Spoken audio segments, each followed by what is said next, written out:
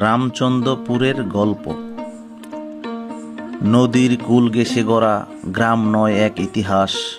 রামচন্দ্রপুর প্রাণের জনপদ, ঐতিহ্যের প্রকাশ। মুরাদনগরের বুকে জলজল করা নাম, প্রাচীন বাজার, লঞ্চঘাট, স্মৃতির অমল দাম। ঊনবিংশ শতকে শুরু নদীপথের দ্বারা, তিতাস গোমতী বয়ে আনত জীবনধারার তারা। দূর দূরান্তের বণিকেরা আসত পণ্য বয়ে, বাঁশের গড়ে হাট বসত, খাটত দিনের প্রয়ে।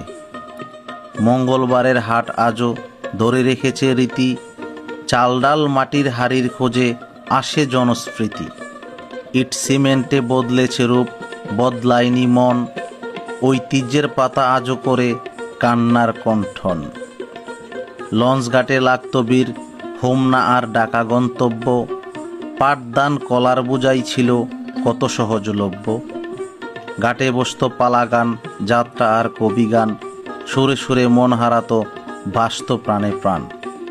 প্রবীণ বলে ছোটবেলায় দেখেছি কত কিছু, লঞ্চে মাল আসত ঘাটে হতো রোজ গুচুগুচু।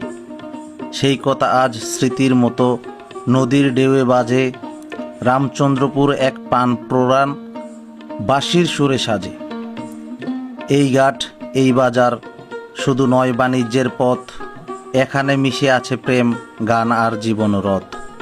যদি না জানে নতুন প্রজন্ম এই গাথা অতীতের, তবে হারাবে ঐতিহ্য, হারাবে শেকড়ের পতিতের।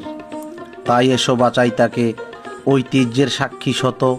রামচন্দ্রপুর আমাদের গল্প, নদীর বুকে গর্ব তত।